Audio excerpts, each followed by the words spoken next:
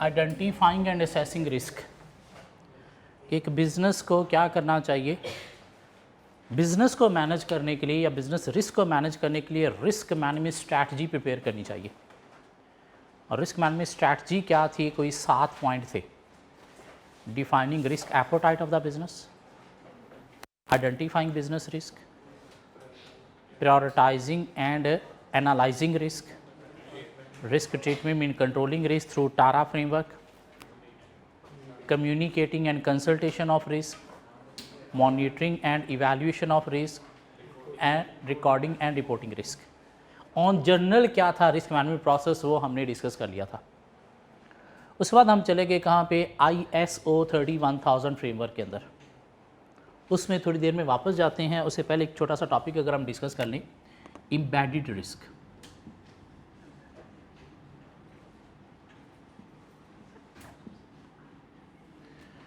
Embedded risk basically ये topic हमारी आई cap book के अंदर नहीं दिया गया, लेकिन आई कैप बुक के चैप्टर 13 के एंड पे कुछ क्वेश्चंस 2-3 दिए उसने, उसमें एक क्वेश्चन एम्बेडेड रिस्क का उसने दे दिया। तो इसलिए एम्बेडेड रिस्क का टॉपिक जो है मैंने नोट्स के अंदर हमारी बुक के अंदर इनकॉर्पोरेट कर दिया और हमें कवर भी करना है, क्यों अगर क्वेश्चन के अंदर ये टॉपिक है तो हमें इस टॉपिक को लर्न करना है, इसका नॉलेज लेना है। एम्बेड का मतलब क्या होता है, लिंक्ड, जुड़ा हुआ, included, integrated, included, integrated, linked या जुड़ा हुआ। एम्बेडेड रिस्क क्या कहता है कि कंपनी का जो रिस्क मैनेजमेंट प्रोसेस है ये कोई सेपरेट सिस्टम नहीं होना चाहिए। क्या कह रहा है, no separate system of risk management. Mean risk management करनी है, आपको आइडेंटिफाई करने हैं, बिजनेस रिस्क प्रायोरिटाइज करने हैं, कंट्रोल करने हैं, मॉनिटर करने हैं, तो ये कोई सेपरेट सिस्टम नहीं होना चाहिए। ये embedded with in internal control system होना चाहिए, embedded with in internal control system होना चाहिए,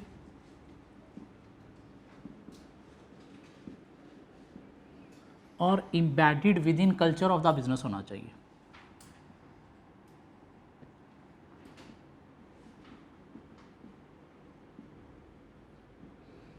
सो रिस्क सिस्टम कोई सेपरेट सिस्टम नहीं होना चाहिए, ये कंपनी का जो रूटीन इंटरनल कंट्रोल सिस्टम है उसके अंदर लिंक्ड, जुड़ा हुआ होना चाहिए, और ये कंपनी के कल्चर के अंदर जो है वो जुड़ा हुआ होना चाहिए। इंटरनल कंट्रोल सिस्टम क्या होता है, इंटरनल कंट्रोल सिस्टम क्या होता है, कंपनी के अंदर जो पॉलिसीज़ प्रोसीजर्स फॉलो किए जाते हैं उसे कंट्रोल्स बोलते हैं, और उसके सिस्टम को इंटरनल कंट्रोल सिस्टम का नाम देते हैं। जो कंपनी की मैनेजमेंट को कंपनी के अंदर इम्प्लीमेंट करना है, और कंपनी के मैनेजमेंट को क्या करना है, उसे रिव्यू भी करना है, और रिव्यू करने के लिए कंपनी के अंदर एक इंटरनल ऑडिटर होना चाहिए। अब हर कंपनी के अंदर internal control system in policies procedure rules regulation का सिस्टम होता है। अब कहता है उस रूटीन का जो आपका कंट्रोल सिस्टम है उसके अंदर ही ये रिस्क सिस्टम को भी आपने क्या करना है, इनकॉर्पोरेट करना है, जोड़ना है, मीनिंग कोई सेपरेट सिस्टम नहीं होना चाहिए। कैसे इनकॉर्पोरेट किया जा सकता है कि जब आप कंपनी की रूटीन कंट्रोल पॉलिसीज़ डिफ़ाइन कर रहे होते हो, तो कंट्रोल पॉलिसीज़ डिफ़ाइन करते वक्त आपको उसके अंदर रिस्क को कंट्रोल करने की पॉलिसीज़ भी क्या करनी चाहिए, इंक्लूड करनी चाहिए। सो कंट्रोल्स डिफ़ाइन करते वक्त आपको क्या करना है, रिस्क की पॉलिसीज़ जो हैं वो भी उसमें इंक्लूड करनी चाहिए। इंटरनल ऑडिटर का काम होता है कंट्रोल सिस्टम को रिव्यू करना, मॉनिटर करना, देखना उसमें कोई मसले आ रहे हैं तो हाईलाइट करके ठीक करना।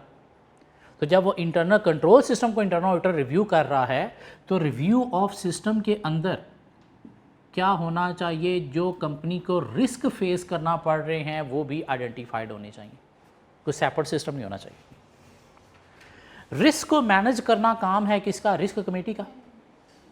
रिस्क कमेटी का एक मेंबर होता है, इसे नाम जाता है रिस्क मैनेजर का या रिस्क एक्सपर्ट का।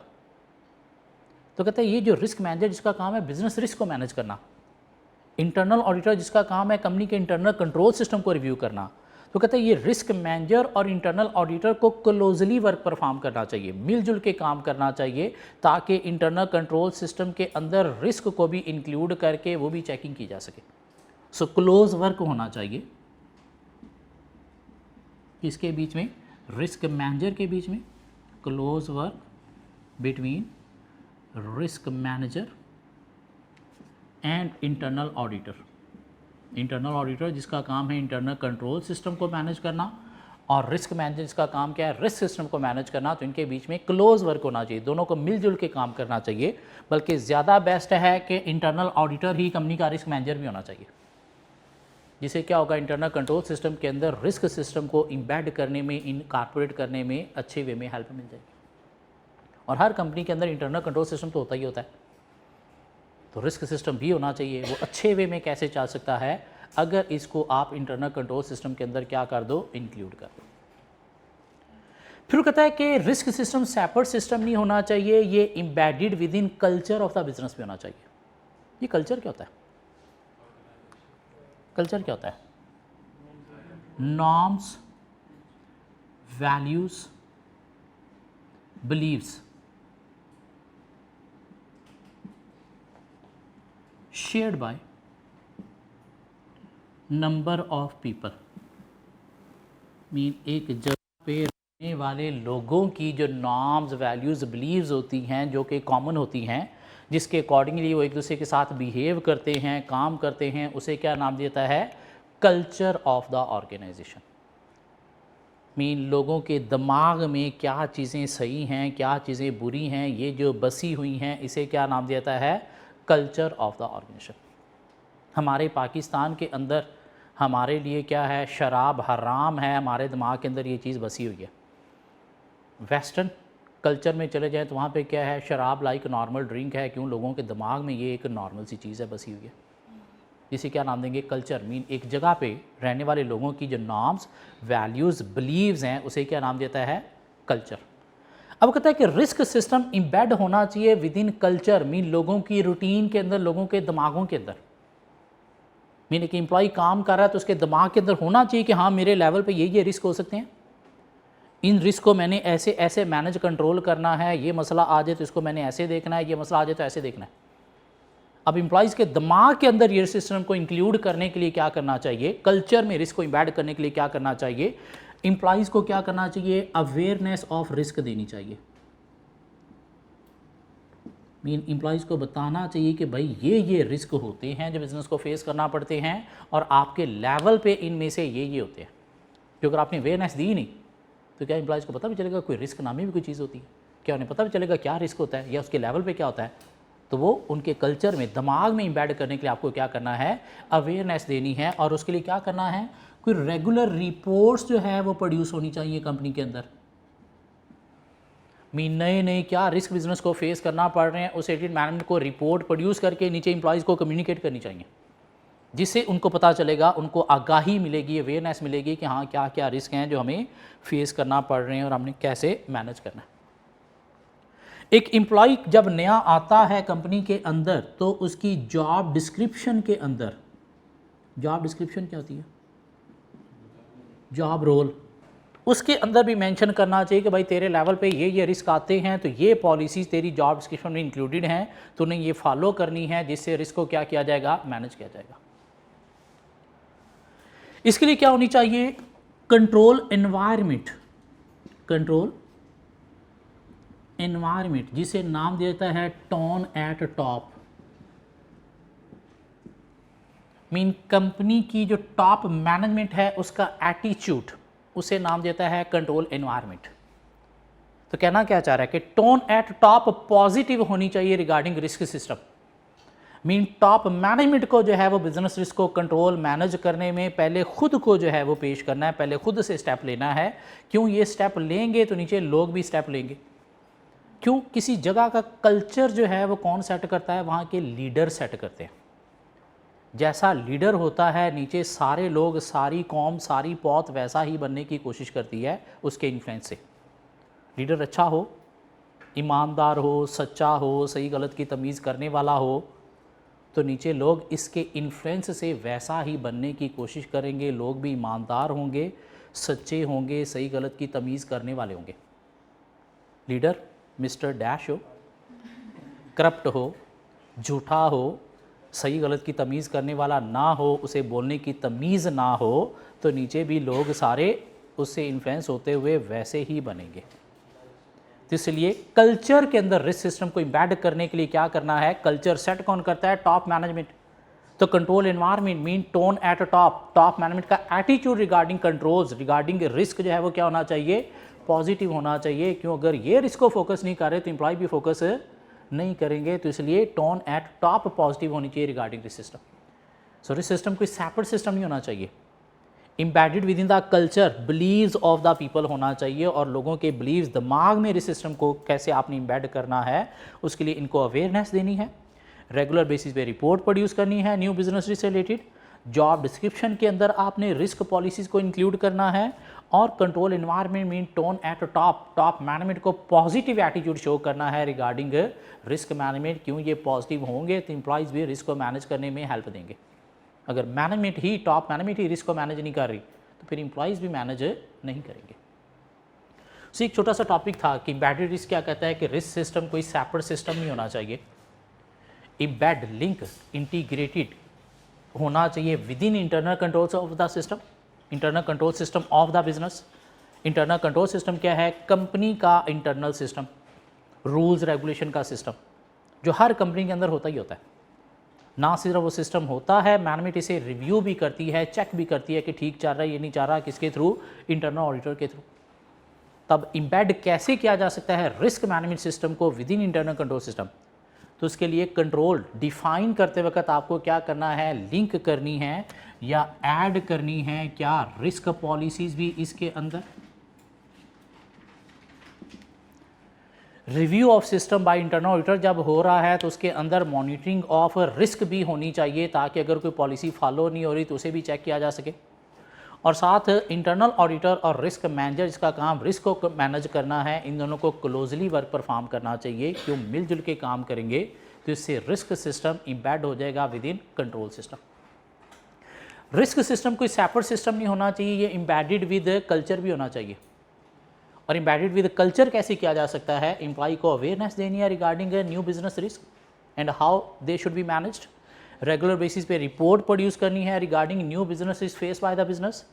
एम्प्लॉय की जॉब डिस्क्रिप्शन के अंदर रिस्क को मैनेज करने की पॉलिसीज जो हैं वो इंक्लूड करनी है। और tone at top mean top management को पॉजिटिव एटीट्यूड शो करना है रिगार्डिंग रिस्क मैनेजमेंट, ताकि एम्प्लॉय भी पॉजिटिवली रिस्क मैनेजमेंट को फोकस कर सके। जी एक छोटा सा टॉपिक हमारे पास शायद बुक में ISO फ्रेमवर्क के बाद दिया गया है ऑन पेज 161। ये प्लीज़ कुछ 4 बातें हमें करनी आनी चाहिए, एग्जामिनर स्ट्रेट फॉरवर्ड टेस्ट कर सकते हैं। और वैसे भी बुक के अंदर जगह जगह पे एम्बेडेड रिस्क का वर्ड यूज़ किया गया था, तो इसका मतलब क्या है वो देखने के लिए भी हमें ये टॉपिक कवर करना पड़ा। अब आगे वापस हम अपने ISO 31000 फ्रेमवर्क के अंदर risk management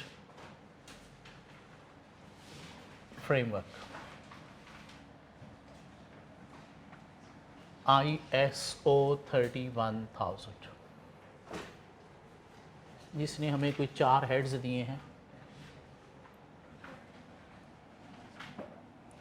principles of risk management,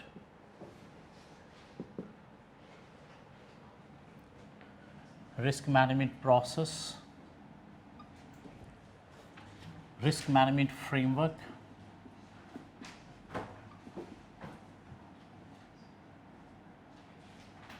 और बेनिफिट ऑफ रिस्क मैनेजमेंट।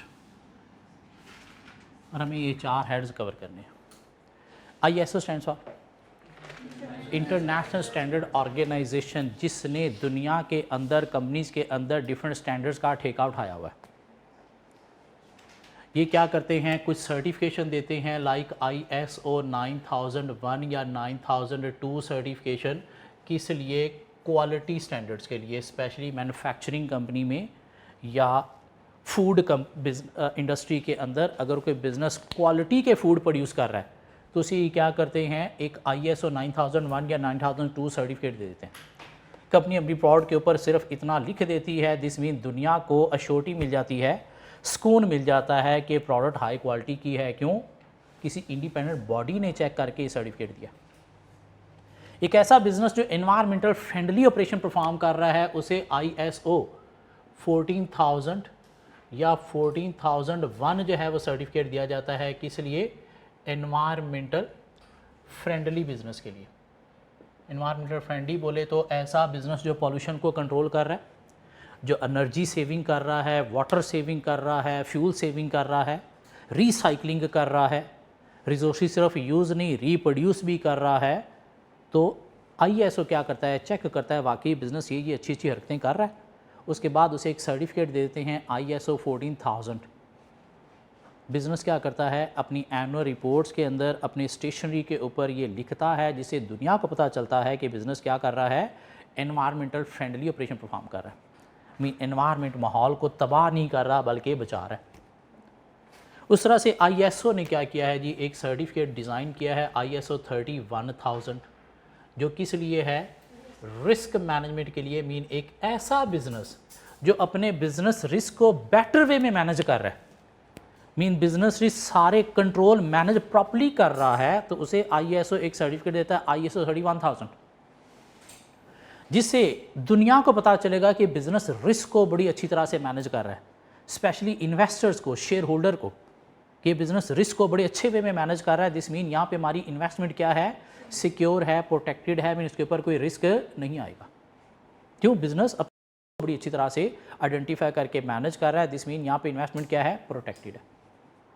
और हमारे सिलेबस में क्या है? ISO 31000 रिस्क मैनेजमेंट फ्रेमवर्क, कि एक बिजनेस बेटर वे में रिस्क मैनेजमेंट कैसे कर सकता है। अगर उसे पता ही नहीं रिस्क मैनेजमेंट क्या होती है, तो अच्छी रिस्क मैनेजमेंट कैसे कर सकता है? ISO 31000 का फ्रेमवर्क फॉलो करके। क्या फॉलो करना है जी? आपको उसमें कुछ प्रिंसिपल फॉलो करने हैं, एक रिस्क मैनेजमेंट प्रोसेस है वो फॉलो करना है, एक risk management framework mean guidelines हैं कि कैसे प्रिंसिपल्स या प्रोसेस को फॉलो करना है, और साथ कुछ उसने बेनिफिट भी बता दिए कि भाई ये क्यों है, ISO 31000 का फ़ायदा क्या होगा बिजनेस को। इसमें से रिस्क मैनेजमेंट प्रोसेस हम डिस्कस कर चुके हैं, जिसके कोई 6 हेडिंग थे। Communication and consultation, communication and consultation,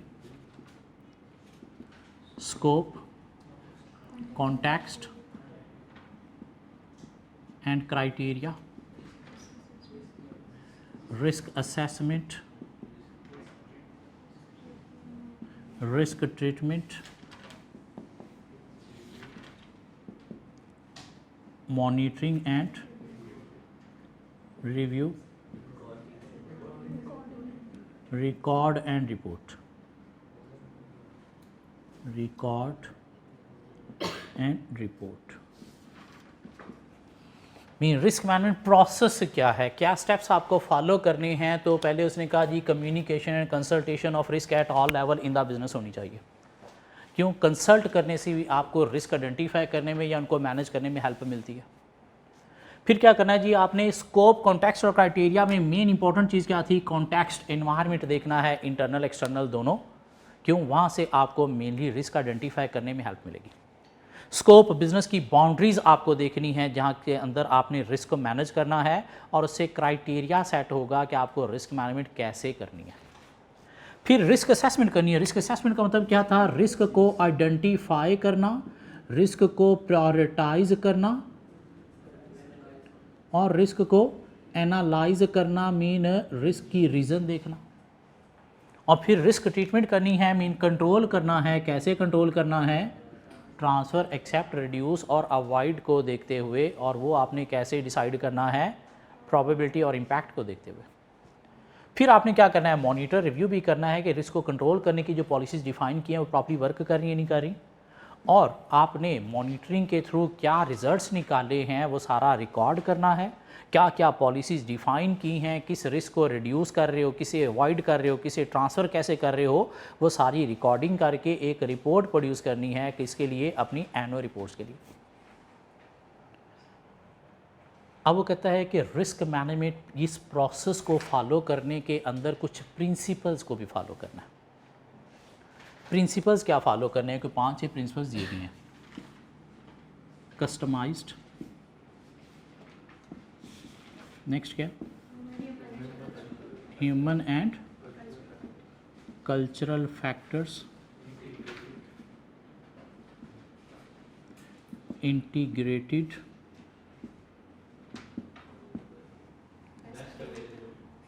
best available information, value creation. Value creation के बाद क्या है,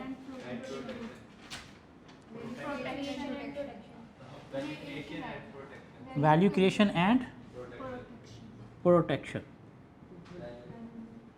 नेक्स्ट क्या, डायनामिक,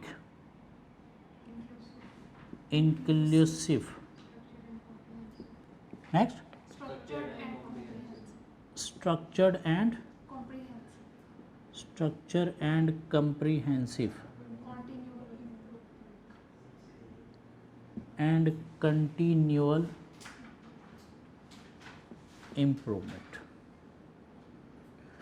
सो एक बिजनेस को रिस्क मैनेजमेंट करते हुए ये प्रिंसिपल्स फॉलो करने हैं। कस्टमाइज्ड का मतलब क्या है कि हर बिजनेस का इंटरनल सिस्टम जो है वो डिफरेंट होता है। तो एक कंपनी का जो रिस्क मैनेजमेंट सिस्टम है वो आप अपने बिजनेस में इम्प्लीमेंट नहीं कर सकते। तो हर बिजनेस को अपना रिस्क मैनेजमेंट सिस्टम जो है वो डिफ़ाइन करना है, किसी का कॉपी नहीं करना चाहिए। क्यों, हर कंपनी का सिस्टम डिफरेंट होता है। तो रिस्क मैनेजमेंट सिस्टम भी आपको क्या करना है, अपने बिजनेस के अकॉर्डिंगली कस्टमाइज डिज़ाइन करना है। ज़रूरी नहीं कि एक बिज़नेस की ये पॉलिसीज़ है तो आपकी भी वही होंगी। वो एक रिस्क को ट्रांसफ़र कर रहा है तो आप उसे ट्रांसफ़र ही करोगे, नहीं हो सकता है आप उसे रिड्यूस कर सकते हो, या हो सकता है आपको उसे अवॉइड करना है। क्यों, उसकी सेवेरिटी आपके लिए ज़्यादा हाई है as compare to that business, उसकी प्रॉबिलिटी आपके लिए कुछ और है as compare to that business, तो इसलिए कस्टमाइज्ड होना चाहिए। Human and culture factor mean risk management को अच्छे वे में चलाने के लिए एम्प्लॉयज़ मीन ह्यूमन फैक्टर बहुत इंपॉर्टेंट है। तो इस क्या करना, आपने रिस्क मैनेजमेंट रिस्क पॉलिसीज़ को कैसे फॉलो करना है, उसके लिए एम्प्लॉयज़ की ट्रेनिंग करनी चाहिए। अपने कल्चर के अंदर क्या करना चाहिए, एम्प्लॉयज़ की ट्रेनिंग करते हुए उनका जॉब रोल डिफाइन करते हुए उसके अंदर इम्बेड करना है किसको, रिस्क सिस्टम को। इंटीग्रेट करना है, इंटीग्रेट का मतलब क्या है, इम्बेड करना है। कहाँ पे, इंटरनल कंट्रोल सिस्टम में और कल्चर के अंदर। Best available information mean risk के ऊपर जो रिपोर्ट्स हैं मॉनिटरिंग के बाद वो रेगुलर बेसिस पे, टाइमली बेसिस पे प्रोड्यूस होनी चाहिए। कोई नया रिस्क बिजनेस को फेस करना पड़ रहा है तो उसकी फौरी रिपोर्ट मैनेजमेंट को मिलनी चाहिए ताकि फौरी उसके ऊपर एक्शन लेके उसे कंट्रोल किया जा सके। क्योंकि अगर आपको रिपोर्ट्स जो है वो रिलायबल एक्यूरेट नहीं मिल रही, टाइमली बेसिस पे नहीं मिल रही, तो रिस्क मैनेजमेंट सिस्टम भी आपका फेल हो जाएगा। तो रिस्क मैनेजमेंट सिस्टम को अच्छा चलाने के लिए रिस्क की जो रिपोर्ट्स हैं वो एक्यूरेट और टाइमली बेसिस पे मैनेजमेंट को अवेलेबल होनी चाहिए। वैल्यू क्रिएशन, कि जब भी आप बिज़नेस में कोई पॉलिसी इंप्लीमेंट करते हो, कोई कंट्रोल लगाते हो, तो उसके ऊपर कुछ कॉस्ट आती है। क्या कह रहा है, तो कॉस्ट जो है रिस्क को कंट्रोल करने की वो कम होनी चाहिए बेनिफिट से। क्योंकि अगर कॉस्ट ज़्यादा आ रही है, उतना बेनिफिट नहीं मिल रहा, तो फिर रिस्क सिस्टम अफेक्टिव नहीं है। तो एक अच्छे अफेक्टिव रिस्क सिस्टम के लिए क्या होना चाहिए कि रिस्क को कंट्रोल करने की जो कॉस्ट है वो कम होनी चाहिए as compare to benefit. Mean benefit outweigh the cost होनी चाहिए।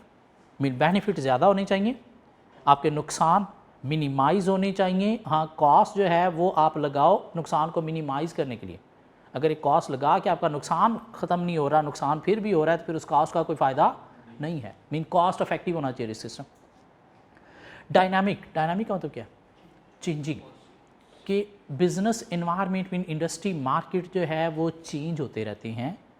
बिज़नेस को आए दिन नए नए रिस्क फेस करना पड़ते हैं। तो आपका रिस्क मैनेजमेंट सिस्टम फ्लेक्सिबल होना चाहिए कि अगर कोई नया बिजनेस इसका आइडेंटिफाई करना पड़ रहा है तो उससे भी पॉलिसीज़ उसमें इंक्लूड ईजीली की जा सकें, रादर दैन कि दोबारा से रिस्क मैनेजमेंट सिस्टम आप जो है वो बनाओ और इम्प्लीमेंट करो। नहीं, आपका रिस्क सिस्टम जो चल रहा है ये डायनामिक मीन फ्लेक्सिबल होना चाहिए ताकि इसमें कोई नई पॉलिसी इंक्लूड करनी है तो वो भी ईजीली इंक्लूड की जा सके।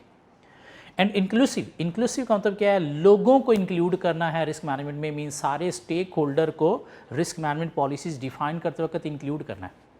एक एम्प्लॉइज़ को कोई पॉलिसीज़ आप बता रहे हो भाई ये आपने फॉलो करनी है, तो उसके साथ डिस्कस करके उसे पूछना है ये तेरे लेवल पे रिस्क आते हैं तो बता इन्हें कैसे कंट्रोल किया जा सकता है।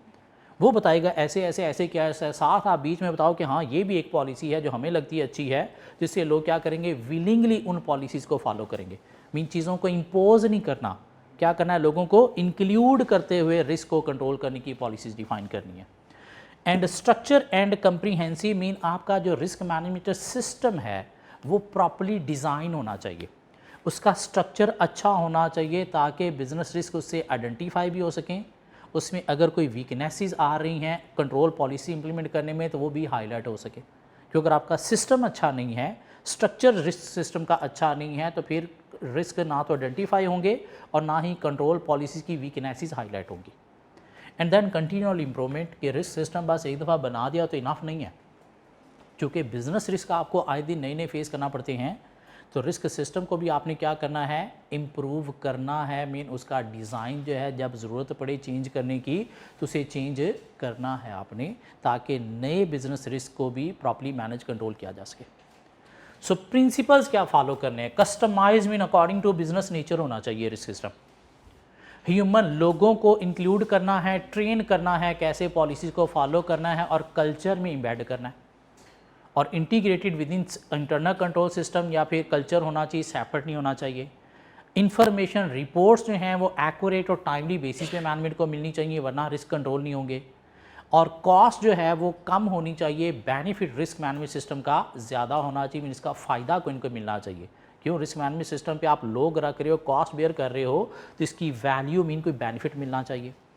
डायनामिक फ्लैक्सीबल होने चाहिए कि चेंजिंग बिजनेस भी इनकॉर्पोरेट किए जा सकें। इंक्लूसिव, स्टेक होल्डर को इंक्लूड करते हुए पॉलिसीज़ डिफाइन करनी है, मीन कंसल्टेशन होनी चाहिए। स्ट्रक्चर सिस्टमैटिक होने चाहिए ताकि हर तरह के रिस्क आइडेंटिफाई भी हो सकें और मॉनिटर भी हो सकें, और रेगुलर बेसिस पे क्या होने चाहिए, इम्प्रूव भी होने चाहिए। एक दफ़ा बना देना इनफ नहीं है, इसमें फर्दर इम्प्रूवमेंट के चांसेस भी होने चाहिए। अब इनको एक एक लाइन में ये दिए गए हैं, ऑलरेडी मैंने शॉर्ट कर दिए हैं और फर्दर शॉर्ट नहीं किए जा सकते। हाँ, कॉन्सेप्ट है तो ऑन वर्डिंग में एक एक सेंटेंस लिखना हमें आना चाहिए, 4-5 एग्जामिनर स्ट्रेट फॉरवर्ड पूछते हैं। अब बात आ गई रिस्क मैनेजमेंट फ्रेमवर्क क्या है। फ्रेमवर्क बोलते हैं बेसिकली गाइडलाइंस को,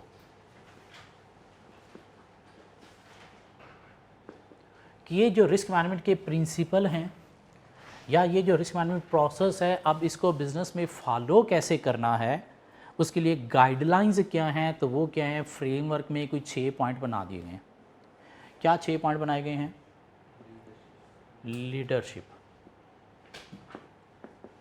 डिज़ाइन और इंटीग्रेशन और implementation, evaluation, improvement. Mean almost वही बातें हैं जो प्रिंसिपल्स या प्रोसेस में हुई हैं। वो कहता है जी रिस्क मैनेजमेंट सिस्टम अच्छा चलाने के लिए स्टार्ट कहाँ से लेना चाहिए, कंपनी के लीडर को पहला स्टेप लेना चाहिए। लीडर को रिस्क मैनेजमेंट की तरफ पॉजिटिव एटीट्यूड शो करना चाहिए, क्यों, अगर लीडर पॉजिटिव एटीट्यूड शो नहीं कर रहे, लीडर कोई रिस्क मैनेजमेंट स्ट्रैटेजी डिफाइन करके नीचे कम्युनिकेट नहीं कर रहे, लीडर रेगुलर बेसिस पे इसके ऊपर रिपोर्ट प्रोड्यूस नहीं कर रहे, तो रिस्क सिस्टम सेपरेट अच्छा नहीं चलेगा। तो इसलिए लीडरशिप को इंपॉर्टेंट रोल प्ले करना चाहिए। मीन लीडरशिप से स्टार्ट होना चाहिए रिस्क मैनेजमेंट प्रोसेस। डिज़ाइन जो है रिस्क मैनेजमेंट सिस्टम का अच्छा होना चाहिए, सिस्टमैटिक डिज़ाइन होना चाहिए। इस तरह से डिज़ाइन होना चाहिए कि उसके अंदर फ्लैक्सिबिलिटी भी होनी चाहिए, अगर उसमें कोई चेंजेस लाने की ज़रूरत है तो आप फौरी इनकॉर्पोरेट कर सको, ज़ीरो से स्क्रैच से नया सिस्टम ना बनाना पड़े। इंटीग्रेटेड होना चाहिए किसके साथ, इंटरनल कंट्रोल सिस्टम और कल्चर के अंदर सेपरेट सिस्टम नहीं होना चाहिए।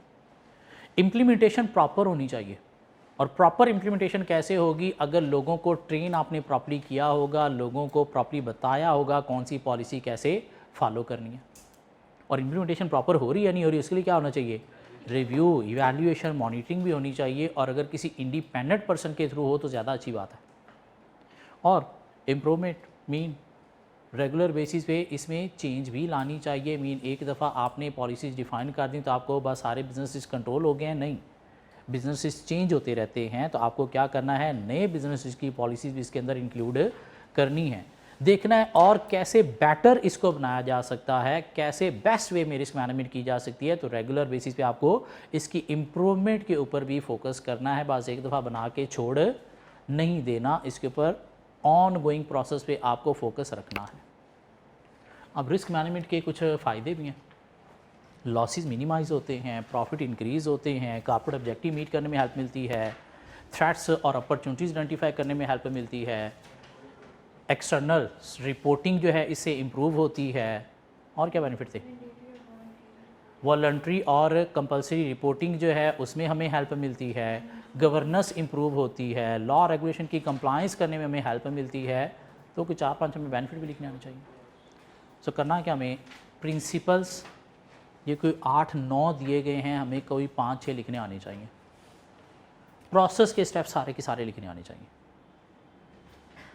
6 फ्रेमवर्क के पॉइंट हैं, leadership, design, integration, implementation, evaluation और इम्प्रूवमेंट, और बेनिफिट हमें कोई 5-6 लिखने आने चाहिए। ये क्या था, एक रिस्क मैनेजमेंट फ्रेमवर्क था ISO 31000 का, जो ICAP के अंदर पहले कभी किसी पेपर में नहीं था, ना ही अब किसी और पेपर में है। आपके लिए ये तोहफ़ा है ICAP की तरफ से, और सिलेबस में इंक्लूड करने का उनके मकसद होगा, वरना इंक्लूड ना करते। और जब सिलेबस में है तो फिर पेपर में टेस्ट भी करना है। क्या रहा, इसको इससे ज़्यादा और आसान करके नहीं कवर किया जा सकता था, लेकिन अभी चैप्टर ख़त्म नहीं हुआ,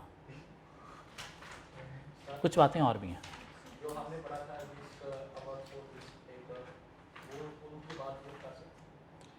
बेसिकली यहाँ पे कंपनी क्या है, रिस्क न्यूट्रल मीन रिस्क को मैनेज करने की कोशिश कर रही है।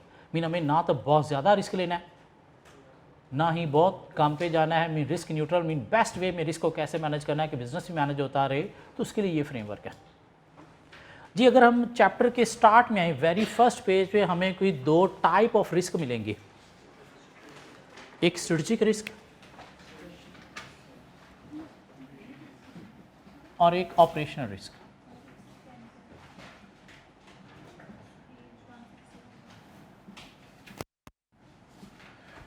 हमने कहीं पे मैनेजमेंट के 3 लेवल्स पढ़े थे, स्ट्रेटेजिक, टेक्निकल और ऑपरेशनल। स्ट्रेटेजिक लेवल पे टॉप मैनेजमेंट होती है, जिनका काम क्या है, कंपनी की स्ट्रैटेजी प्रिपेयर करना, मीन कंपनी के इंपॉर्टेंट लॉन्ग टर्म डिसीजन लेना। ऑपरेशन लेवल पे स्ट्रैटेजी को इम्प्लीमेंट किया जाता है। क्या ख्याल है, तो स्ट्रेटेजिक रिस्क क्या है जो यहाँ पे है, और यहाँ पे क्या रिस्क है कि अगर टॉप मैनेजमेंट ने अच्छी स्ट्रैटेजी अडॉप्ट नहीं की, या स्ट्रैटेजी बनाते वक्त सारे फैक्टर्स को प्रॉपर्ली कंसीडर नहीं किया, तो उसकी वजह से जो बिजनेस का नुकसान होगा उसे क्या नाम देंगे, स्ट्रेटेजिक रिस्क का। Mean or risk to business, business को रिस्क है due to bad strategy adopted at strategic level, या risk to business due to poor strategy making. क्यों, management has not considered all the factors into consideration while making strategy. Mean strategy बनाते वक्त सारे factor को consider नहीं किया था, तो ये जो पुअर स्ट्रैटेजी मेकिंग की मसला है, इसे क्या नाम देंगे, स्ट्रेटेजिक रिस्क। मीन आपने अपनी एग्जिस्टिंग प्रोडक्ट्स को इम्प्रूव करने की बजाय नई प्रोडक्ट लॉन्च करने का डिसीजन ले लिया। भाई नई प्रोडक्ट तो तब लॉन्च करनी है ना जब एग्जिस्टिंग में कस्टमर आपसे सेटिस्फाई है। अगर एग्जिस्टिंग में सेटिस्फाई नहीं है तो क्या नई में सेटिस्फाई हो, नहीं, वो भी पिट जाएंगे। क्या ख्याल है, तो ये कौन सा रिस्क है, स्ट्रेटेजिक रिस्क। मीन आपने स्ट्रैटेजी जो है वो अच्छी अडॉप्ट नहीं की। डाइवर्सिफिकेशन रिलेटेड करने की बजाय अगर आप अनरिलेटेड डाइवर्सिफिकेशन में चले गए, डाइवर्सिफिकेशन पढ़ा आपने कहीं पे, रिलेटेड अनरिलेटेड डाइवर्सिफिकेशन आपने पढ़ा, नहीं पढ़ा, हमने नहीं पढ़ा, सॉरी, वो CA फाइनल में बात चलेगी, वो CA फाइनल में बात चलेगी। रिलेटेड डाइवर्सिफिकेशन होती है कि मिलते जुलते बिजनेस में एक्सपैंड करना बिजनेस को। अनरिलेटेड डाइवर्सिफिकेशन होती है एक बिल्कुल ही डिफरेंट मार्केट में जाके बिजनेस यूनिट क्रिएट करना। तो मिलते जुलते बिजनेस में जाना चाहिए रादर दैन बिल्कुल ही डिफरेंट में। क्या ख्याल है, आप कॉलेज ऑफ अकाउंटेंसी चला रहे थे, आपने सोचा कि हम क्या करते हैं, एक गारमेंट्स की फैक्ट्री लगा लेते हैं, तो ये क्या है, मिलते जुलते नहीं है कि बिल्कुल ही डिफरेंट मार्केट। हाँ, अगर आप कॉलेज ऑफ अकाउंटेंसी चला रहे हो, आप ये सोचो कि हम क्या करते हैं, बुक की पब्लिशिंग का काम स्टार्ट कर लेते हैं, तो ये मिलते जुलते बिजनेस हैं। तो ये क्या है, रिलेटेड डाइवर्सिफिकेशन ये करनी चाहिए रादर दैन अनरिलेटेड। क्यों? उसका आपका एक्सपीरियंस ही नहीं है। ठीक हो गया। सो जो स्ट्रेटजिक लेवल पे रिस्क है कि पुअर स्ट्रैटेजी मेकिंग की सूरत में बिजनेस का नुकसान हुआ, उसे क्या नाम देंगे, स्ट्रेटजिक रिस्क।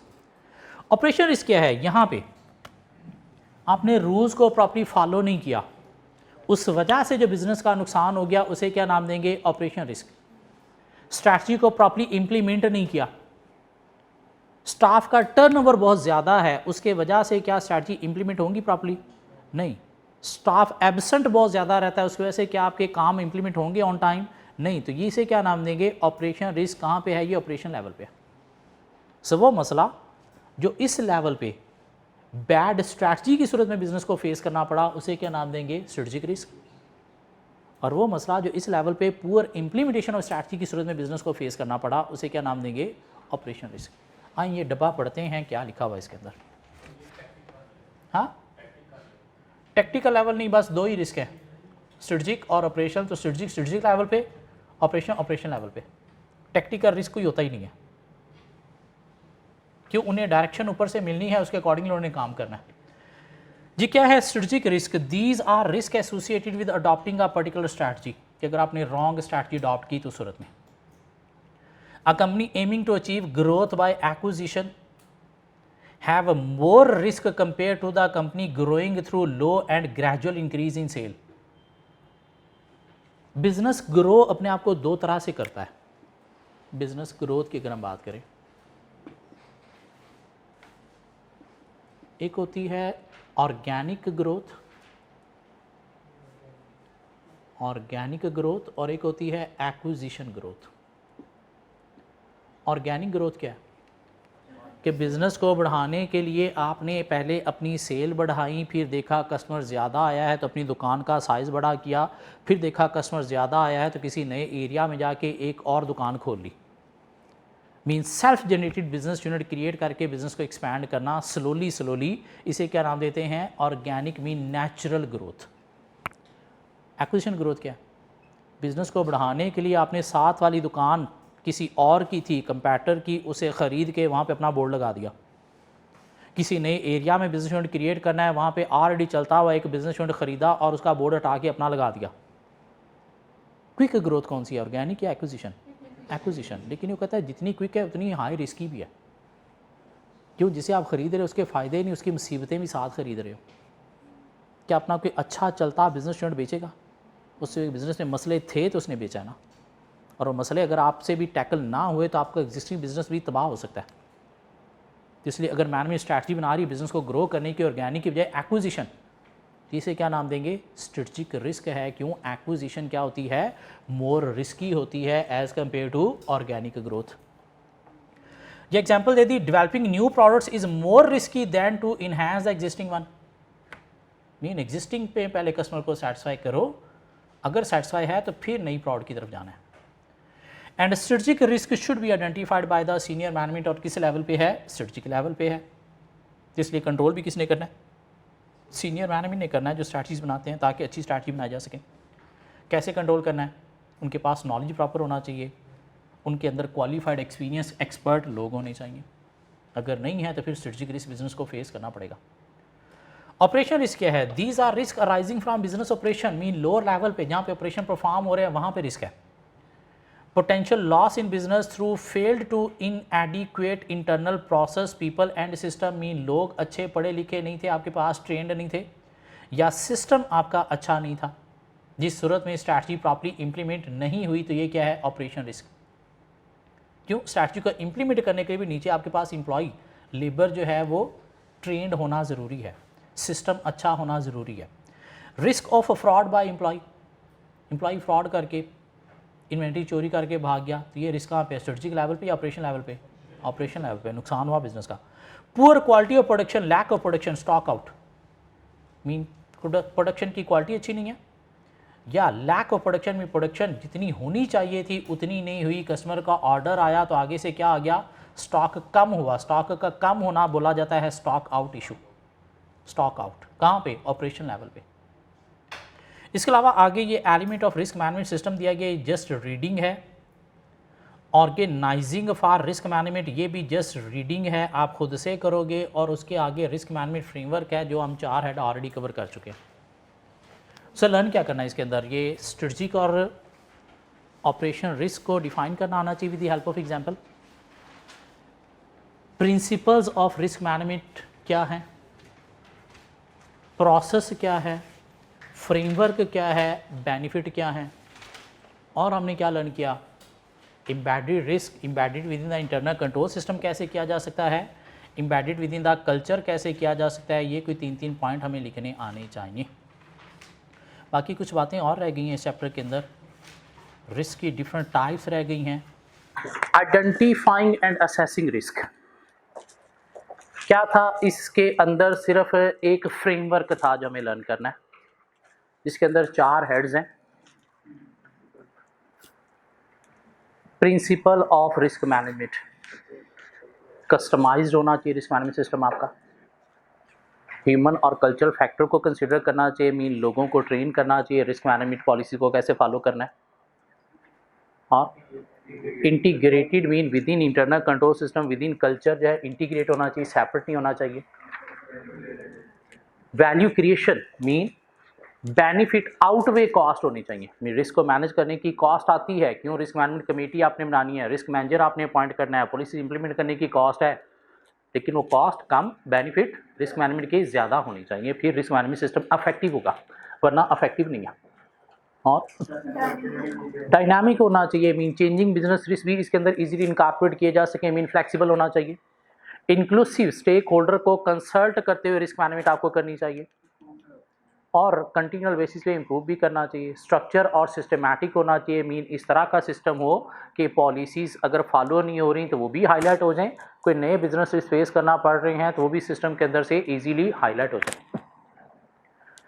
दूसरी बात, इसने रिस्क मैनेजमेंट फ्रेमवर्क ISO 31000 ने क्या की, रिस्क मैनेजमेंट प्रोसेस क्या है, तो उसके कोई 6 स्टेप्स हैं। कम्युनिकेशन, कंसल्टेशन करनी है, स्कोप, कॉन्टेक्स्ट और क्राइटेरिया सेट करना है, risk assessment mean identification, analysis और प्रायोरिटाइजिंग करनी है, रिस्क ट्रीटमेंट यूजिंग टारा फ्रेमवर्क करनी है, मॉनिटरिंग और रिव्यू करना है, और आपने रिकॉर्डिंग और रिपोर्टिंग भी करनी है। तीसरा हेड था हमारे पास गाइडलाइंस के, कैसे आपने रिस्क मैनेजमेंट प्रोसेस को फॉलो करना है, प्रिंसिपल्स को फॉलो करना है, और हमारे पास 6 गाइडलाइंस थी। लीडरशिप में लीडर को इंपॉर्टेंट रोल प्ले करना चाहिए, लीडर के बिना रिस्क मैनेजमेंट अच्छी नहीं हो सकती। डिज़ाइन जो है रिस्क मैनेजमेंट का अच्छा होना चाहिए, इस तरह से डिज़ाइन होना चाहिए कि इजीली लोग उसे अंडरस्टैंड कर सकें और इजीली फॉलो इम्प्लीमेंट कर सकें। इंटीग्रेशन होनी चाहिए with in the system, with in the culture integrate होना चाहिए, सेपरेट नहीं होना चाहिए। इम्प्लीमेंटेशन प्रॉपरली होनी चाहिए, ऑन टाइम होनी चाहिए, क्यों, अगर पॉलिसीज ऑन टाइम इम्प्लीमेंट नहीं हुई तो बिजनेस रिस्क कंट्रोल नहीं होंगे। इवैल्यूएशन, रिव्यू भी होना चाहिए, मॉनिटरिंग भी होनी चाहिए, और साथ इम्प्रूव भी इसे करते रहना चाहिए। एक दफ़ा बना दिया तो इनफ नहीं है, आपको क्या करना है, इसे इम्प्रूवमेंट में भी लगे रहना है। हाँ, इसके कुछ फ़ायदे भी हैं रिस्क मैनेजमेंट के, लॉसेस मिनिमाइज होंगे, कॉर्पोरेट ऑब्जेक्टिव मीट होंगे, गवर्नेंस इंप्रूव होगी, मैंडेटरी और वॉलंटरी रिपोर्टिंग में ये हेल्प देगा, इससे अपॉर्चुनिटी सेट्स आइडेंटिफाई होंगे, और गवर्नेंस इंप्रूव होगी, शेयर होल्डर ट्रस्ट जो है वो क्रिएट होगा। इसके अलावा क्या था, एम्बेडेड रिस्क सिस्टम कोई सेपरेट सिस्टम नहीं होना चाहिए, embedded with in the internal control system, embedded with in the culture होना चाहिए। Sir with in the internal control system कैसे एम्बेड करोगे? सर मैडम नहीं, पॉलिसीज होनी चाहिए, वो तो इंटरनल कंट्रोल सिस्टम की होती हैं, तो उनको डिफाइन करते वक्त उसके अंदर रिस्क पॉलिसीज भी इनकॉर्पोरेट करनी चाहिए। और सर, और embedded with internal control system कैसे करोगे? नहीं, सब आपकी बारी है।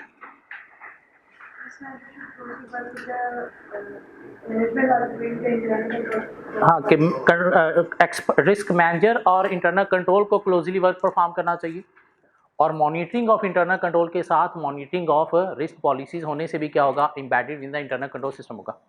Miss embedded in the culture कैसे किया जा सकता है? 4 पॉइंट बताने आपने। अवेयरनेस देनी चाहिए मैनेजमेंट को रिस्क की,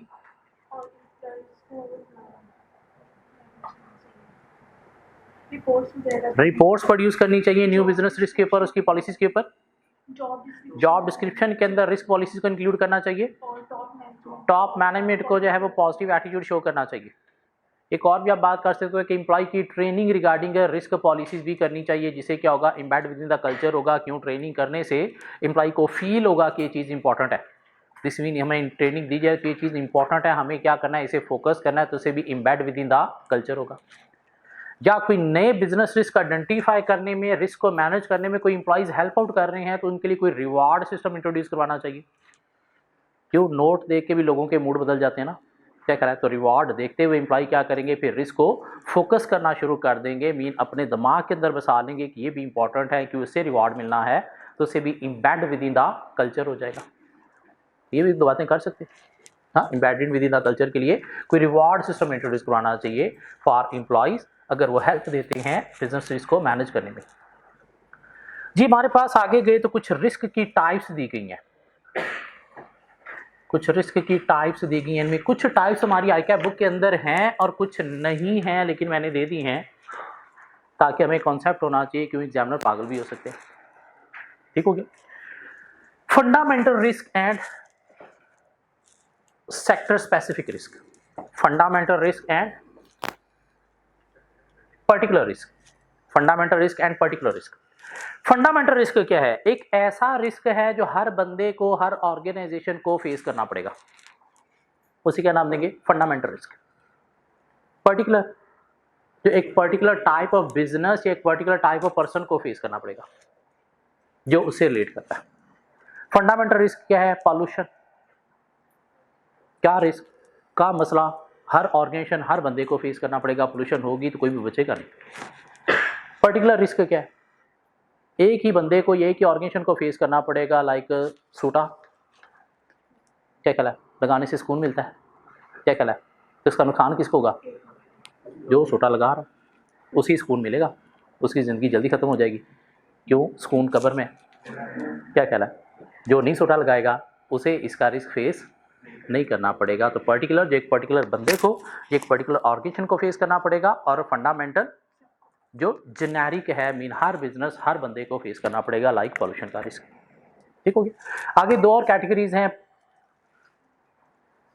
speculative and pure risk. Speculative risk and pure risk, mean इनको रिलेट करके पढ़ना है, ये दो आपस में रिलेट हो गए। अब स्पेकुलेटिव और प्योर रिस्क आपस में रिलेट हो गए। स्पेकुलेटिव क्या है? एक ऐसा रिस्क जिसके आउटकम दोनों हैं, फायदे वाले भी, नुकसान वाले भी। मीन दो तरह के आउटकम देता है, बेनिफिशियल भी और हार्मफुल भी। Foreign exchange risk, foreign exchange में अगर आप डील करोगे तो दोनों तरह के फायदे हो सकते हैं, गेन भी हो सकता है, लॉस भी हो सकता है। करेंसी रिस्क, कमोडिटी रिस्क क्या था? गेन भी हो सकता था, लॉस भी हो सकता था। तो ये क्या है? Speculative risk. प्योर रिस्क क्या है? जिसके बेनिफिट सिर्फ और सिर्फ हार्मफुल ही हैं, फायदे वाले उसके बेनिफिट नहीं है। इन ऐसा रिस्क जिसके बेनिफिट क्या है? सिर्फ हार्मफुल ही हैं, उसके कोई फायदे वाले बेनिफिट नहीं है। स्मोकिंग, बेनिफिट क्या है? फायदे वाले भी हैं, सुकून मिलता है, हाँ सुकून मिलता है, जज्बा आता है, एनर्जी आती है, और अगर ना सूटा लगाएं तो फिर भी जज्बा आ रहा होता है। हाँ, नशेई वाली हालत वही होती है, कोई बात करता आगे से काट रहे होते हो। सो ऐसा रिस्क जिसके आउटकम दोनों हैं, बेनिफिशियल भी हार्मफुल भी, वो क्या है? स्पेकुलेटिव। और ऐसा रिस्क जिसका बेनिफिट सिर्फ एक ही, और वो क्या है? गंदा, मीन हार्मफुल, उसे क्या नाम देंगे? Pure risk.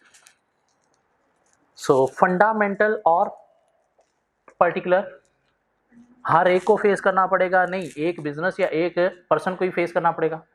और स्पेकुलेटिव दोनों तरह के आउटकम है, बेनिफिशियल भी, हार्मफुल भी, और प्योर सिर्फ एक ही आउटकम है, और वो क्या है? Harmful. Risk appetite, risk attitude, risk capacity मुझे पढ़ाने की जरूरत नहीं है।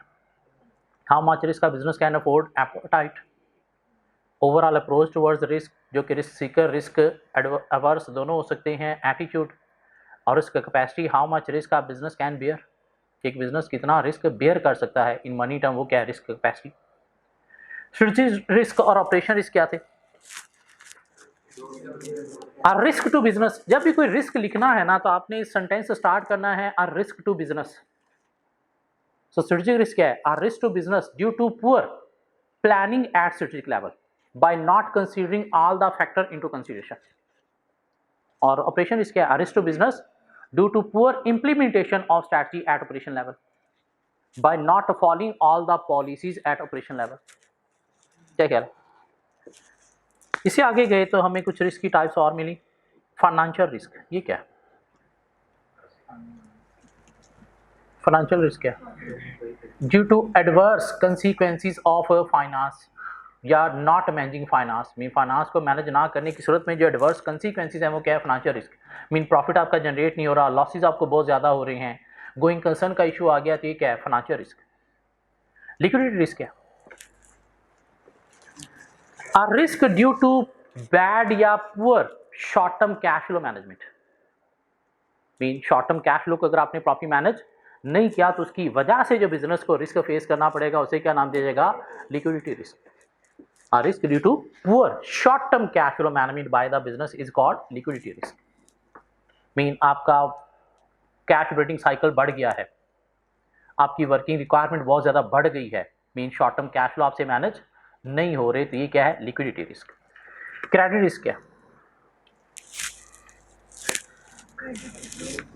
रिस्क है कि हम डेटर से पैसा रिकवर नहीं कर पाएंगे।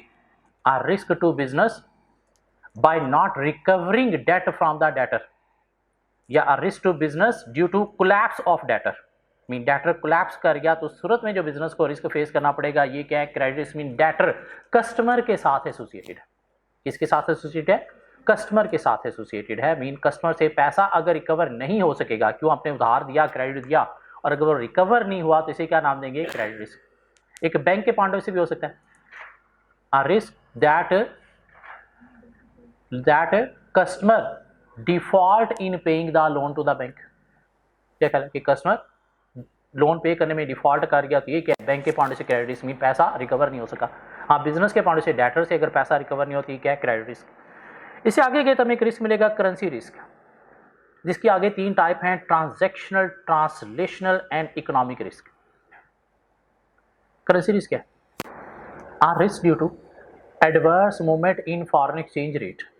Are risk due to adverse movement in foreign exchange risk. उसकी सूरत में इंपोर्ट एक्सपोर्ट में जो आपका लॉस हुआ है उसे क्या नाम देंगे? Currency risk. Are risk due to adverse movement in foreign exchange risk. तीन टाइप्स के होते हैं: transaction risk, translational risk and economic risk. Transaction क्या है कि ट्रांजैक्शन परफॉर्म करते वक्त अगर एडवर्स मूवमेंट होगी करेंसी रेट में, तो सूरत में जो लॉस हुआ वो क्या है? Transaction risk. क्या कहला? Due to adverse movement in currency rate while performing international transaction. Export कर रहे थे तो क्या हुआ? आपका रुपी जो है वो रेट बढ़ गया, मीन बाहर से डॉलर कम मिले। आप इंपोर्ट करते वक्त डॉलर का रेट बढ़ गया, मीन आपकी करेंसी का रेट कम हो गया। तो दोनों सूरत में आपको नुकसान due to adverse movement in currency rate while performing business transaction. तो ये क्या है? Transaction risk. ट्रांसलेशनल, सब्सिडरी के एसेट को रीट्रांसलेट करते वक्त अगर एडवर्स मूवमेंट होगी तो उस सूरत में जो लॉस हो गया, ये क्या है? Translational risk. और इकोनॉमिक रिस्क क्या है? जो पाकिस्तान में हमें फेस करना पड़ रहा है, क्या कहला? Due to poor economic condition, change in foreign exchange rate is called economic risk. Dollar बढ़ता जा रहा है, बढ़ता जा रहा है। क्यों बढ़ता जा रहा है सर? आपका फाइनेंस मिनिस्टर कहता है मुझे क्या पता क्यों बढ़ रहा है। उसे पूछिए रास्कल, अगर तुझे नहीं पता तो फिर किसको पता होना चाहिए?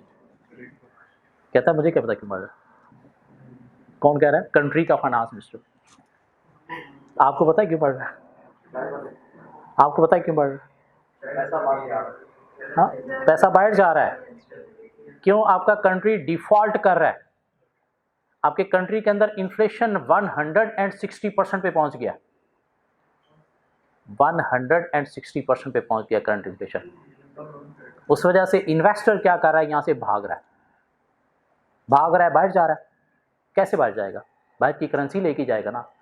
बाहर की करेंसी क्या है? डॉलर। डॉलर खरीद रहा है, इसलिए डॉलर की डिमांड की सूरत में डॉलर ऊपर जा रहा है। डॉलर नीचे आ सकता है कैसे? डॉलर कैसे नीचे लाया जा सकता है? आपको आज अगर फाइनेंस मिनिस्टर कंट्री का बना दिया जाए, आप कैसे डॉलर को नीचे लाओगे?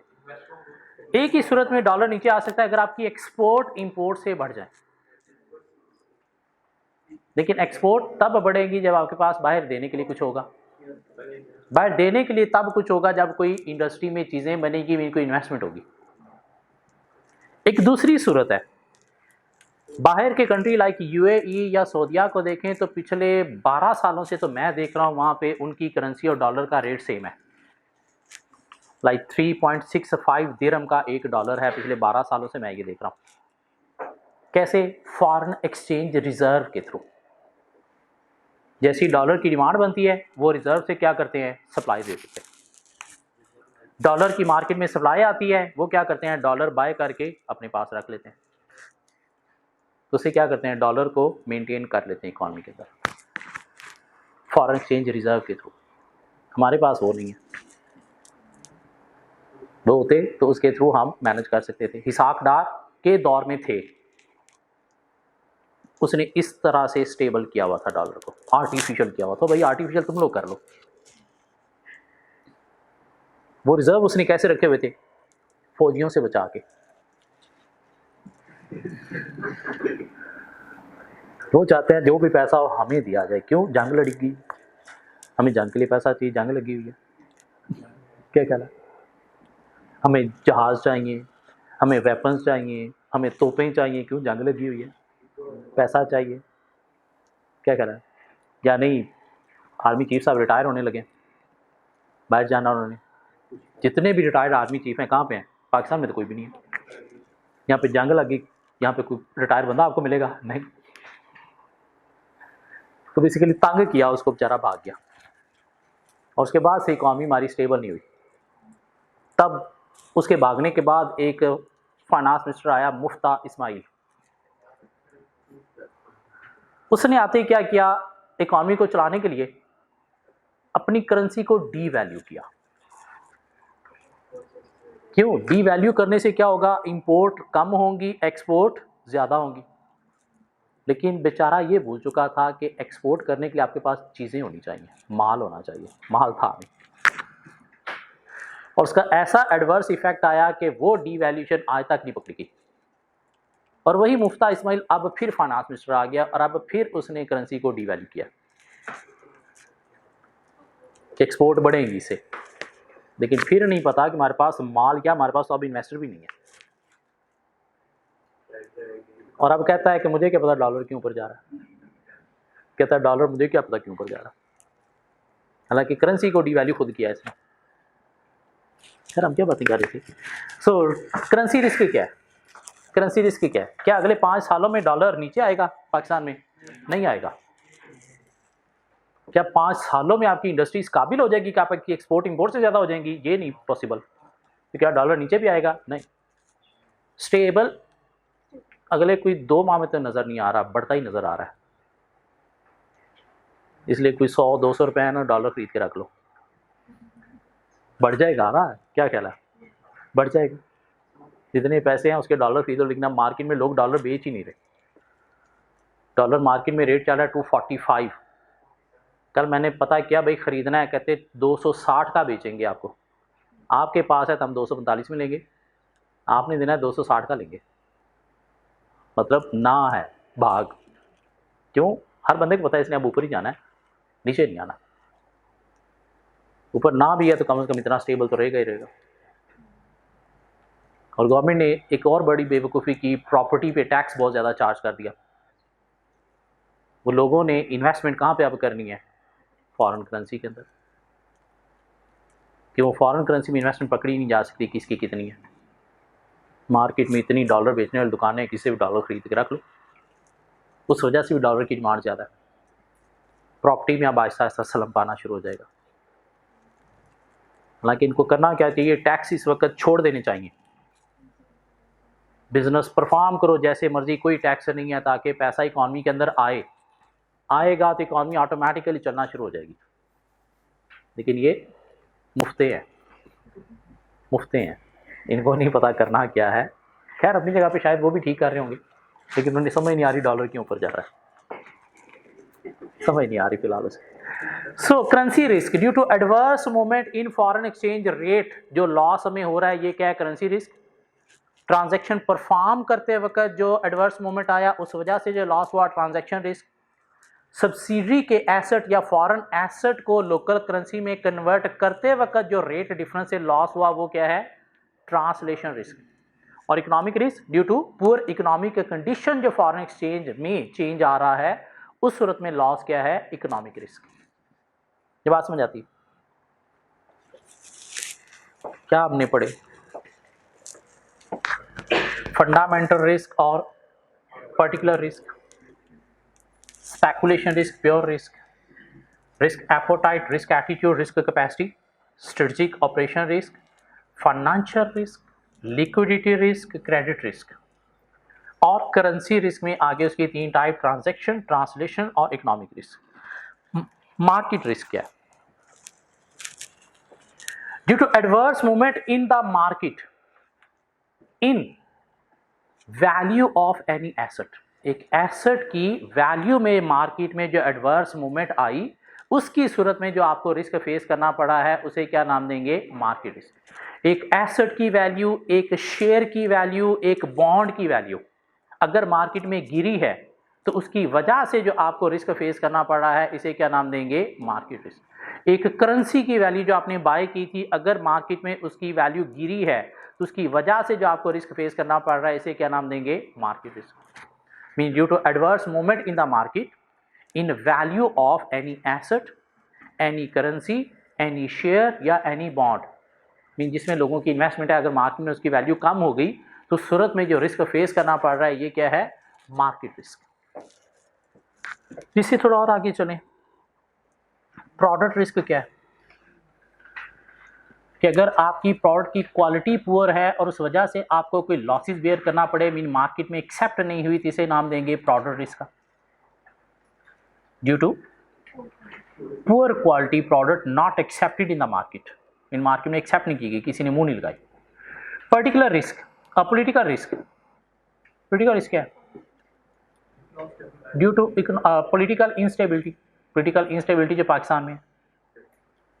प्रॉपर्टी रिस्क, प्रॉपर्टी का मतलब क्या होता है, डिसेंसी, प्रॉपर्टी का मतलब होता है डिसेंसी, मीन अगर आपने डिसेंट बिजनेस परफॉर्म ना किया, इनडिसेंट बिजनेस की सूरत में, इनडिसेंट बिजनेस क्या हो सकता है,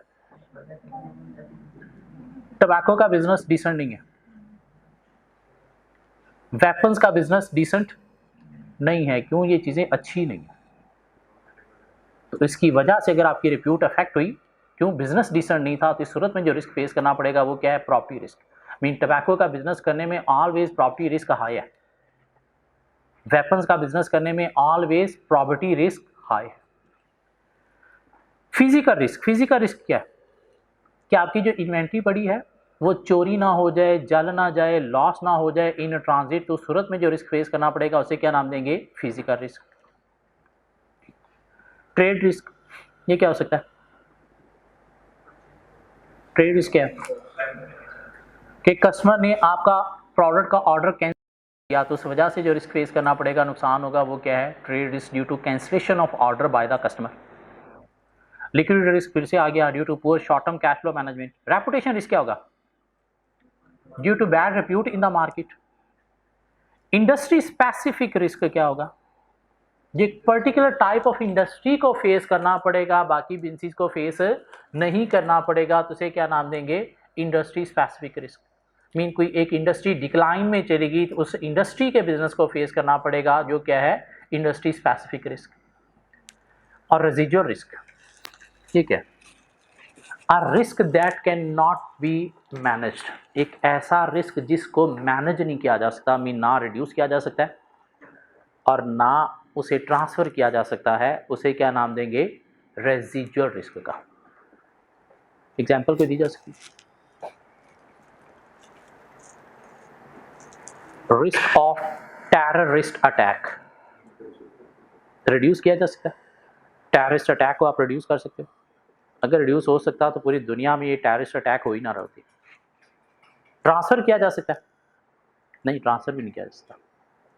मीन ऐसा रिस्क जिसको मैनेज किया ही नहीं जा सकता वो क्या है, या risk of natural disaster, risk of natural disaster, आज जलजला आ जाए, बिजली गिर जाए, तूफानी बारिश आ जाए, क्या इसे रिड्यूस या ट्रांसफर किया जा सकता है? नहीं। तो ये क्या है? Residual risk, a risk that can not be manage. हमने पढ़ा रिस्क को ट्रीट करना है, कंट्रोल करना है कैसे? Accept, transfer, avoid, reduce. वो कहता है कौन से रिस्क को अवॉइड करना है?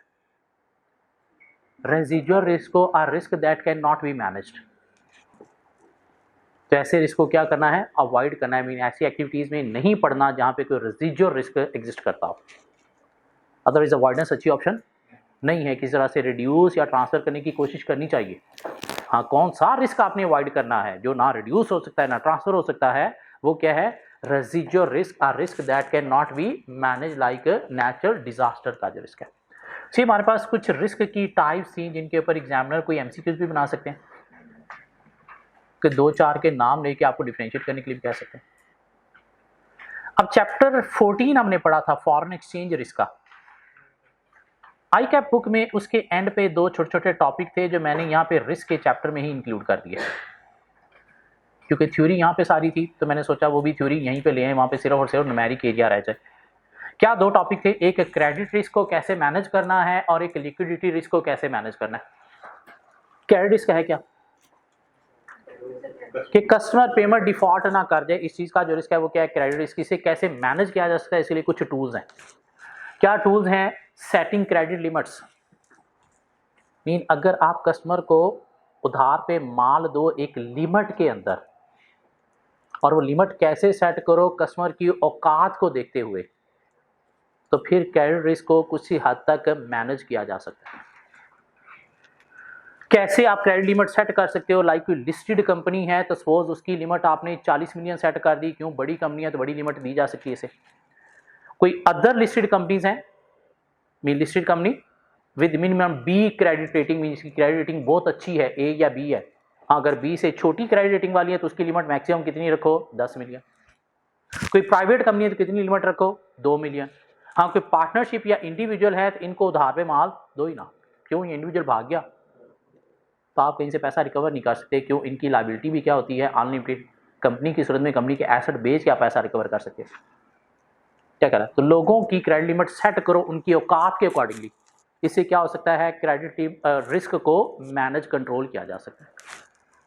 क्यों? एक बंदे की औकात से ज्यादा उसे उधार दे दोगे तो फिर क्रेडिट रिस्क का चांस हाई होगा ही होगा, क्यों? वो नहीं दे पाया तो आपका नुकसान हो गया। क्रेडिट रिस्क को मैनेज करने का एक और टूल है रेगुलर मॉनिटरिंग, कि एक कंपनी को आपने उधार पे माल दिया है तो उसकी परफॉर्मेंस को मॉनिटर करो रेगुलर बेसिस पे। उसकी प्रॉफिटेबिलिटी को देखो, उसकी सेल ग्रोथ को देखो, उसकी लिक्विडिटी को देखो, कहाँ से उसके फाइनेंशियल रिजल्ट जो प्रोड्यूस हो रहे हैं वहाँ से, जहाँ से आपको पता चलेगा कि हाँ ये उधार देने के काबिल है या नहीं है। क्या कहला है? अगर आपको पता चला इसकी परफॉर्मेंस बुरी जा रही है, इसकी रेशियोज बुरी जा रही हैं, तो वहीं पे क्या करो? क्रेडिट पे माल देना बंद कर दो। जिससे क्या हो जाएगा? क्रेडिट रिस्क आपका मैनेज हो जाएगा। परफॉर्मेंस इंप्रूव हो रही है, क्रेडिट इंक्रीज कर दो। परफॉर्मेंस अगर एक कंपनी की कस्टमर की डिक्रीज हो रही है तो क्या करो? क्रेडिट लिमिट को और रिड्यूस कर दो, जिससे क्रेडिट रिस्क को क्या किया जा सकता है? मैनेज किया जा सकता है। क्या कर एक कंपनी को उधार पे माल दे दिया, उसके बाद आपने कभी उसकी तरफ देखा ही नहीं वो क्या कर रहा है, जिंदा है, बीमार है, क्या है, तो क्रेडिट रिस्क आपका हाई होगा। तो क्या करना है? आपने उसकी परफॉर्मेंस जो है वो मॉनिटर करनी है, मीन की रेशियोज उसकी चेक करनी है, उसकी प्रॉफिटेबिलिटी को देखना है, उसकी सेल ग्रोथ को देखना है, उसकी लिक्विडिटी मीन करंट रेशियो को देखना है, ऊपर जा रही है या डाउन जा रही है, उसकी गियरिंग रेशियो को देखना है, हाई जा रही है या लो जा रही है, जिसकी बेस पर आपको डिसाइड करने में हेल्प मिलेगी कि इधर फर्दर हमें और क्रेडिट पे माल देना चाहिए इसे या नहीं देना चाहिए। क्रेडिट रिस्क को मैनेज किया जा सकता है गारंटीज के थ्रू। गारंटीज क्या है? किसी एक बिजनेस को उधार पे माल देने के लिए किसी दूसरे बिजनेस से उसकी गारंटी ले लो, ताकि अगर उसने वो उधार वापस नहीं किया तो दूसरा बिजनेस तो कम से कम आपको उधार देगा ना। बैंक क्या करते हैं? एज ए सिक्योरिटी एसेट रखवा लेते हैं, कोलैटरल। वो कोलैटरल क्या है? गारंटी कि अगर पैसे वापस ना मिले तो एसेट बेच के पैसे रिकवर कर लेंगे। क्या करा? तो क्रेडिट रिस्क को मैनेज करने के लिए टूल क्या है?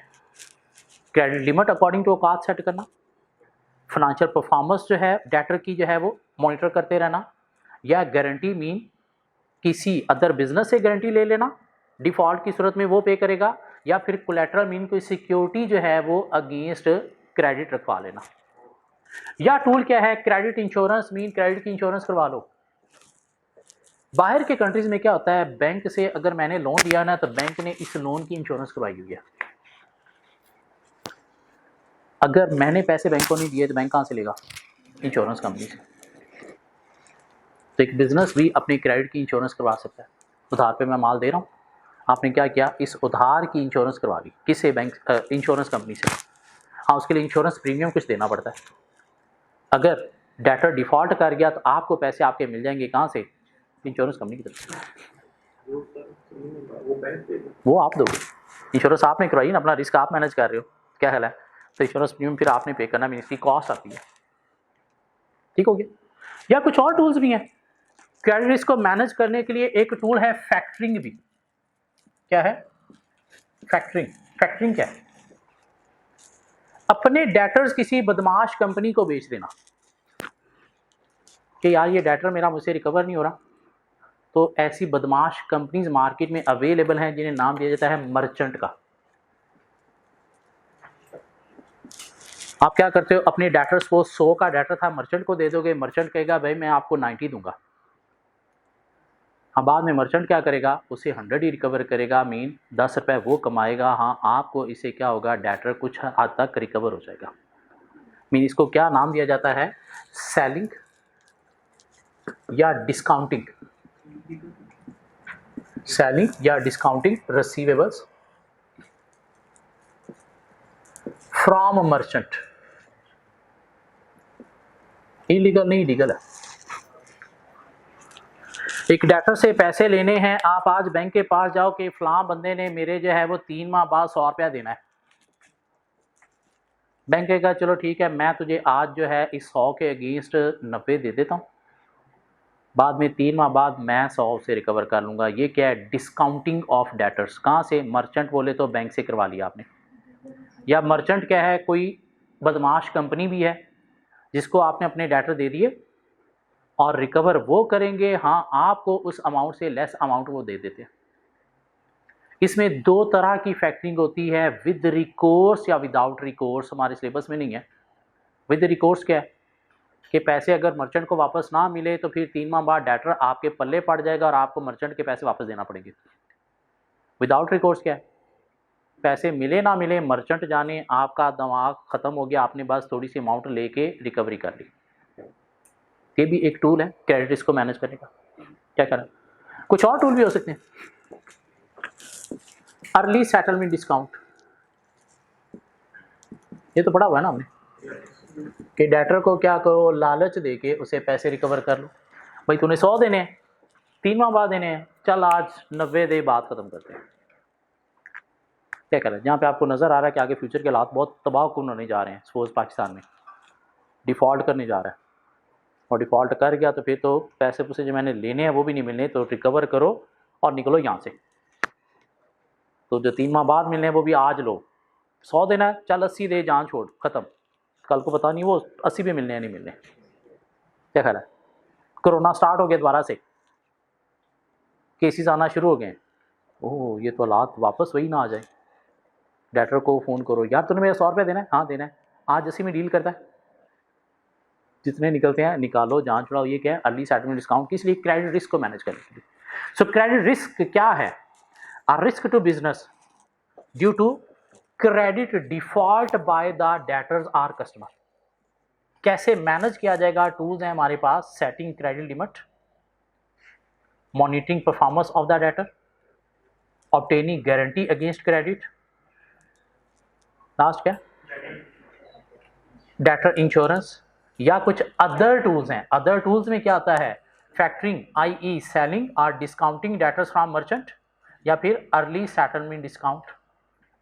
क्या कहना है? यही बातें नीचे की गई हैं। ये चैप्टर 14 का टॉपिक है। थ्योरी बेस एग्जामिनर पूछ सकते हैं, स्ट्रेट फॉरवर्ड भी। लिक्विडिटी रिस्क क्या था sir? A risk due to poor cash flow management by the business, के बिजनेस ने कैश फ्लो को प्रॉपर्ली मैनेज नहीं किया, तो सूरत में जो रिस्क है वो क्या है? Liquidity risk. इसको कैसे मैनेज किया जाएगा? Standing credit lines. Credit lines क्या है? ओवरड्राफ्ट क्या होता है? बैंक ने आपको फैसिलिटी दे दी कि भाई आपके बैंक अकाउंट में मैंने सपोज 5 मिलियन तक की एक ओवरड्राफ्ट लिमिट दे दी है, आपने अगर किसी की पेमेंट करनी है और आपके पास पैसे नहीं हैं, मीन आपका बैंक अकाउंट ज़ीरो है, तो फिर भी आप पेमेंट कर सकते हो अपने अकाउंट से कितनी, मैक्सिमम 5 मिलियन तक। ये क्या है? Overdraft facility. मीन आपने बैंक से उधार लिया हुआ एक तरह का। हाँ, जब पैसे आएंगे इस अकाउंट में जाएंगे तो अकाउंट पहले आपका ज़ीरो होगा, मीन ये माइनस बैलेंस फिल होगा, और उसके बाद ऊपर जितने होंगे उससे क्या हो जाएगा, आप पॉजिटिव हो जाएगा। क्या कहना? इसी तरह से बैंक से आप जो है वो एक लाइन ऑफ क्रेडिट फैसिलिटी भी ले लेते हो। लाइन ऑफ क्रेडिट फैसिलिटी आप कब लेते हो? जब आपको पता होता है कि फ्यूचर में मैंने कुछ पेमेंट्स करनी होती हैं लेकिन समटाइम पैसे नहीं होते, तो आप बैंक से एक अरेंजमेंट कर लेते हो लाइन ऑफ क्रेडिट की। कितने को पैसे देने हैं तो आप अपनी एक लिमिट देख लेते हो कि सपोज मुझे कोई 10 को मिलियन तक मैक्सिमम पेमेंट करना पड़ सकती है, अदरवाइज से कम ही होती है। तो आपने बैंक से एक लाइन ऑफ क्रेडिट जो है वो सेट कर लिया, कितने का? 10 मिलियन का। बैंक ने क्या किया? 10 मिलियन रुपीस आपके अकाउंट में रख दिया एज ए लोन। आप उसमें से जितनी ज़रूरत पड़ेगी वो यूज़ करते रहोगे, और इंटरेस्ट आपको जब देना है पूरे 10 मिलियन पे नहीं, जितना आपने यूज़ किया होगा उतने पे पर डे के हिसाब से बैंक फिर क्या करता है? आपको इंटरेस्ट चार्ज करता है। Mean just like overdraft facility है। ओवरड्राफ्ट में अकाउंट नेगेटिव में चला जाता है। इसमें क्या है? बैंक ने एक लोन की अमाउंट आपके अकाउंट में रख दी है 10 मिलियन, आप उसमें से जितना मर्जी 10 मिलियन में से यूज़ कर लो, और जितना यूज़ करोगे उतना पर डे के हिसाब से आपको बैंक क्या करेगा? इंटरेस्ट चार्ज करेगा। तो लिक्विडिटी रिस्क को मैनेज किया जा सकता है कैसे? बैंक से ओवरड्राफ्ट फैसिलिटी अरेंज करके या line of credit facility arrange करके, ताकि कभी कोई मसला आया छोटा मोटा शॉर्ट टर्म कैश फ्लो का तो यहाँ से मैनेज हो गया। या मैनेज किया जा सकता है कैसे? Regular monitoring of working capital ratio, अपनी वर्किंग कैपिटल रेशियो को मॉनिटर करके, मीन अपने इन्वेंट्री डेज देखना, डेटर डेज देखना, क्रेडिटर डेज देखना। अगर इन्वेंट्री डेज ज़रूरत से ज़्यादा जा रहे हैं तो स्टेप्स देना कैसे कंट्रोल किया जा सकता है। ये इन्वेंट्री डेज के ऊपर हर वक्त दिमाग लड़ाते रहना कि कैसे इनको एक दिन भी कम किया जा सकता है, डेटर डेज को कैसे एक दिन भी कम किया जा सकता है, क्रेडिटर डेज को कैसे एक दिन भी ज़्यादा किया जा सकता है, जिससे क्या होगा? आपकी short term cash flow manage हो जाएगी, लिक्विडिटी रिस्क आपको फेस नहीं करना पड़ेगा। क्या करें? तो लिक्विडिटी रिस्क को मैनेज करने के लिए क्या है? अरेंज करना बैंक ओवरड्राफ्ट या फिर लाइन ऑफ क्रेडिट, या क्या करना? मॉनिटर करना working capital ratio like inventory days, debtor days, creditor days, and try to manage that. या अपने वर्किंग कैपिटल साइकिल को रिड्यूस करना, वर्किंग कैपिटल साइकिल को रिड्यूस करना, क्यों? जितना रिड्यूस होगा उतनी आपकी शॉर्ट टर्म कैश फ्लो क्या हो जाएगी? इंप्रूव हो जाएगी। सो क्रेडिट रिस्क को मैनेज करने के हमारे पास बुक में 4 टूल्स हैं। Setting credit limits, monitoring performance of the debtor, obtaining guarantee against credit, credit insurance, या कुछ अदर टूल्स हैं, factoring, early settlement discount. Liquidity risk को मैनेज करने के 2 टूल्स हैं, अरेंजिंग ओवरड्राफ्ट फैसिलिटी या line of credit with the bank, और monitoring working capital ratio and try to reduce working capital cycle.